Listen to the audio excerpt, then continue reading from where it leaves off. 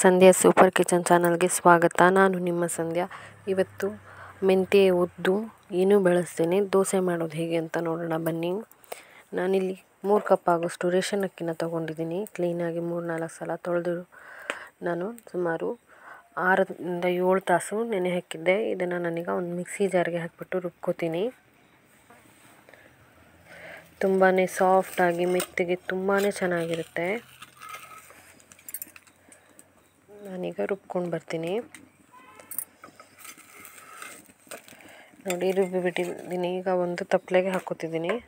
ಈಗ ಇನ್ನೊಂದು ಸಣ್ಣ ತಪ್ಪಲೆ ತೊಗೊಂಡು ಅದಕ್ಕೆ ಮಿಕ್ಸಿ ಜಾರನ್ನ ತೊಳೆದಂಥ ನೀರಿರುತ್ತಲ್ಲ ಅದನ್ನು ನಾನು ಅದಕ್ಕೆ ಹಾಕೋತಾ ಇದ್ದೀನಿ. ಸುಮಾರು 3ರಿಂದ 4 ಕಪ್ ಆಗೋಷ್ಟು 3ರಿಂದ 4 ಕಪ್ ಆಗೋಷ್ಟು ನೀರನ್ನು ನಾನು ಇನ್ನೊಂದು ತಪ್ಪಲೆಗೆ ತೊಳೆದ್ಬಿಟ್ಟು ಹಾಕ್ಕೊಂಡಿದ್ದೀನಿ. ಈಗ ಅದನ್ನು ಗ್ಯಾಸ್ ಮೇಲೆ ಇಟ್ಟಿದ್ದೀನಿ.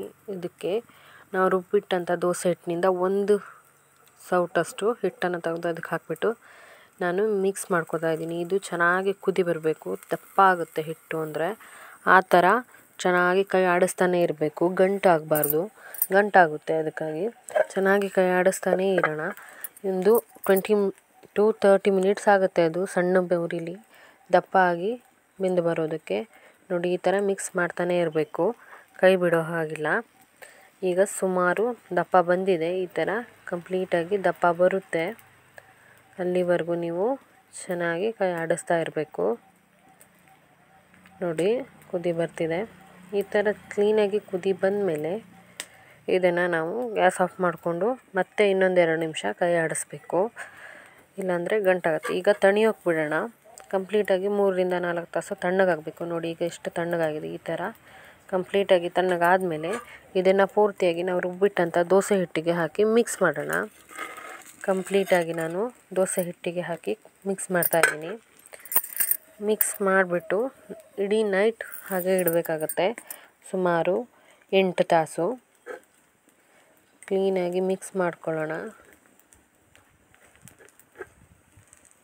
ಮಿಕ್ಸ್ ಮಾಡಿದ ನಂತರ ಸುಮಾರು 8 ತಾಸು ಹಾಗೆ ಇಡಬೇಕಾಗತ್ತೆ.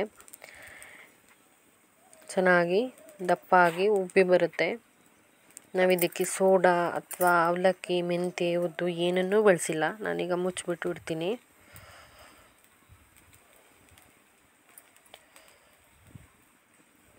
ಈಗ ಬೆಳಗಾದ್ಮೇಲೆ ತೆಗ್ದಿದ್ದೀನಿ ನಾನು. ನೋಡಿ ಎಷ್ಟು ಚೆನ್ನಾಗಿ ಉಬ್ಬಿ ಬಂದಿದೆ. ನಾವು ಮೆಂತ್ಯ, ಉದ್ದು ಏನನ್ನೂ ಹಾಕ್ದೇನೆ ಎಷ್ಟು ಚೆನ್ನಾಗಿದೆ. ನಾನು ಈಗ ರುಚಿಗೆ ತಕ್ಕಷ್ಟು ಉಪ್ಪು ಹಾಕ್ಕೊಂಡಿದ್ದೀನಿ. ಉಪ್ಪು ಹಾಕಿಬಿಟ್ಟು ಮತ್ತೆ 2-3 ಸಲ ಕ್ಲೀನಾಗಿ ಮಿಕ್ಸ್ ಮಾಡ್ಕೊತಾ ಇದ್ದೀನಿ.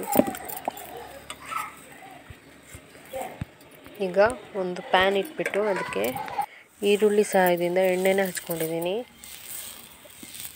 ಕ್ಲೀನಾಗಿ ಎಣ್ಣೆ ಹಚ್ಕೊಂಡ್ಮೇಲೆ ನಾನು 1 ಸೌಟ ಆಗುವಷ್ಟು ಹಿಟ್ಟನ್ನು ತಗೊಂಡು ಅದಕ್ಕೆ ಕ್ಲೀನಾಗಿ ದೋಸೆ ಥರ ಹಾಕೋತಾ ಇದ್ದೀನಿ.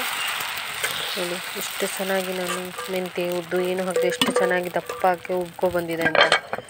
ಮುಟ್ಲ ಮುಚ್ಚಿ ಒಂದು 5 ನಿಮಿಷ ಬಿಡೋಣ. ನೋಡಿ ತೆಗೆದಿದ್ದೀನಿ. ಎಷ್ಟು ಮೆತ್ತಗೆ ಎಷ್ಟು ಚೆನ್ನಾಗಿ ಉಬ್ಬಿ ಚೆನ್ನಾಗಿ ಬಂದಿದೆ.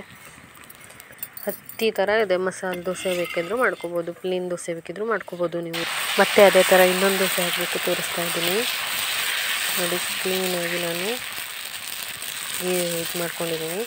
ಈಗ ಒಂದು ಮುಚ್ಚಿ ಒಂದು 2 ನಿಮಿಷ ಇದಕ್ಕೆ ಬಿಡ್ತೀನಿ. ನೋಡಿ ಎಷ್ಟು ದಪ್ಪಾಗಿ ಎಷ್ಟು ಮೆತ್ತಗೆ ಸ್ವಲ್ಪನೂ ಪ್ಯಾನ್ಗೆ ಕೂಡ ಹತ್ಕೊಳ್ಳಲ್ಲ, ಅಷ್ಟು ಸಾಫ್ಟಾಗಿ ಚೆನ್ನಾಗಿರುವಂಥ ದೋಸೆ ರೆಡಿಯಾಗಿದೆ.